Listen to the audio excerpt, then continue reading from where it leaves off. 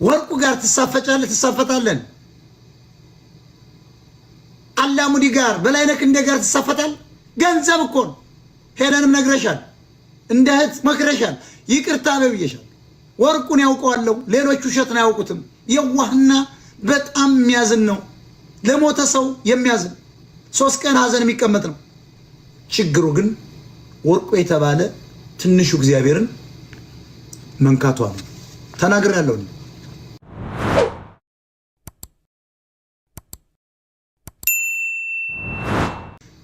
ማሂ ክችን የምትባለው የለጠፍኩትን አያችሁ ስለ ዳኛው አለ ስለ ወንድም ያለችው ዳኛ እኮ አማራ ዘገየ አሳስቶት ለዘመነ ምናምን ብሎ ቆሞ የኔን የመጨረሻውን ትግል ለአማራ መጥቀሙን ስላልተማራ አውቆ ያን በማድረጉ እኔ አልቀየሙም ዛሬ ስለ ዳኛው አለ ግን መረጃ አለኝ ግን ከዳኛው አረ ጋር ምትጣጣናት ለጥፌላችኋለሁ ስለኔ ሲነገር የሆነን ስነካው ያ ሲለጠፍ መጣ እነዘገየና እነሱ ያዘጋጁትን የተከፈተ ፎቶ አምጥታ ስትለጥፍ ነው ያን ጉዳን ያወጣው እኔ ግን ጀግና ሰው ነው ያንዳችሁንም አውጥቻለቅ ማሂ ኪችን አየሽ የለጠፍኩብሽ ሌላም ነገር አለ አንቺ ላክሽ ስለዳኝ አለቀው ማሂ ኪችን የምትባይ ስራ ሰርተሽ መብላት ሲስትሽ በሰው ጉዳይ ላይ ገብተሽ አሁን ደግሞ የሆነ አስተነካ ብለሽ የኔን ፎቶ ያለጠፍሽ እኔ ደግሞ ሚስቴ ትጠይቀኝ ጃንታ ለምጠይቅ እኔ በፖለቲካ አይዲዮሎጂና ስለበለጥኳችሁ ምቀኝነት እኔ ከሚስቴ ውጭ ምናምን አግንተኝ አይደለም እኔ እንደዚህ አይነት ዘልዛላ አይደለም ማራጋውን ማውቅ ሰው ነኝ እኔ ክላስ ያለኝ ሰው ነኝ ፌክ ልትሰራ ነበር የመጣችው አልቻለችም ለምን አይለቁም ታዲያ እኔን ካላችሁ ምን ደግሞስ ሚስቴ ትጠይቀኝ እንጂ ማን ነው እኔንም ጠይቀኝ ሚስቴ እኮ ታቀኛለች ማን እንደሆነ እናንተ ከበትዳሬ ጋር ልታፋቱ ያልጎረጎራችሁት ዘንዶይ ያልጎረጎራችሁት አሳይል ያልጎረጎራችሁት ያልሄደችሁበት የለም ባለቤቴን ፎቶዋን አውጣችሁ ቆንጆ ናት እኮ ከቴምር የምትባል ጀምሮ ስትረግጭ ነበር በአሜሪካን ሀገር የሚያስጠይቅሽ እኮ ህፃናትን አውጥቶ መሳደብ የሆነ ጓያው እኮ ልጆቹ ይገደሉ የሚል ቪዲዮ አለ አይደል እኔም ማለቀው ምንም አይጠቅም ብዬ ነው ይሄ ሰውዬ ቤት ውስጥ ያሉ ህፃናትን ያዝናሉ አንዴ ታስሮ ወጣ እኔ ለፋሚሊ ፕላኒንግ ትምህርት ቤት አይሄዱም ልጆቼ ፈርቻለሁ ብዬ ቀናት ቁጥሩን ጠቅሼ በከሰው ይሄ ሰውዬ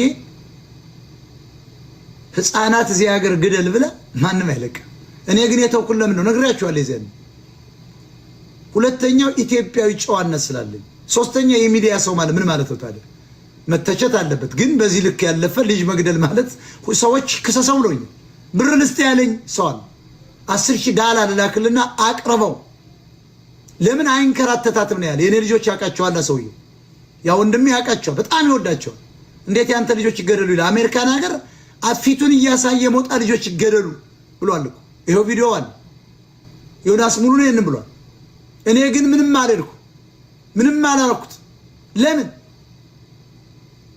እኔም ማለቅበት ያን ቪዲዮ አንዴ ለቅቄው እንደገና አንስቼዋለሁ ለምን መሰላችሁ ለመቀጣጠል ስላልፈለኩ አሁን ይሄን ስናገር አንዱ ይለቀዋል ታዩታላችሁ እኔ ግን አለቅ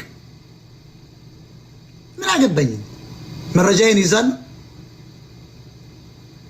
ሲብስብኝ ይለቃል እኔ እንዲህ አይነት ሰው አይደለሁም ለማለት ነው አሁን በሄለም በወደቀች ሰው ላይ ምን አልፎክርም መጀመሪያም ነግሬያታለሁ ምን እንደሚመጣባት አውቃለሁ ተናግሬያለሁ 4 ጊዜ ነግሬያታለሁ እንደውም አቶ ወርቁን ይቅርታ ጠይቂ ብያለሁ ሰው እንደዚህ ስትጠቁም 3 ጣቱ ወደ አንተ ነው አንዱ ብቻ ነው ወደ አንተ አንዱ ደግሞ ወደ ሰማይ ነው ወደ አምላክ ነው የሚያንጋጥጥ በሄለን ላይ የምታንጋጥጡ ሰዎች ነገ እናንተ ላይ ይደርስ ሰውየው ክብሩን ስለተነካ ቢዝነሱ ስለሞተ ልጆቹ ሆስፒታል ስለገቡ ደንግጠው ይሄን አድርጓል ኢትዮጵያዊው ግን ደስታው በምንድን ነው ለሴትየዋ ስለወደቀች 79 ጊዜ ወንድምክን ይቅር በለው ማለት ምን ማለት ክርስቲያንን ትላላችሁ 79 ጊዜ 79 ማለት እስኪ አባዙት እንኳን 79 ጊዜ 7 ጊዜ 9 ጊዜ ወርቁ ግን ነገ ይላታል ታያላችሁ። ወጣውን ከለፈለፈች ተንበጫበጨች በኋላ በቃ ትቻታለሁ ሲል ደግሞ እሷ መጣ ትቸትቶኛል ትላለች። የምትቀሩት ወደ ዳር እናንተ ናችሁ። አቶ ወርቁ ራሱን አስከብሯል። ነግራችሁ ነበር። ኦስሎ በ2-3 ዓመት ነው የሚያልቀው። የሚገርማችሁ 7 ቀን የፈጀው ለመተርጎም ነው። የተናገረችው ሁሉ ከሌላ ቦታ የሚመጣ ሁሉ ጠበቃው እስከሚተረጉም 8 ቀን ፈጅቶበታል።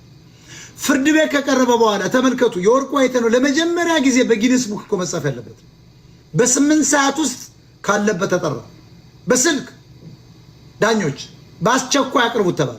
ለምን? ጉግል ላይ ሲያዩት ተተርጉሞ የቀረበላቸው አውሮፓ የጀመረው ስራ አፍሪካ ያለው ቢዝነስ ሲታይ ለምንድነው የወርቁ አይተነው ክስ በ8 ሰዓት የተፈረደው?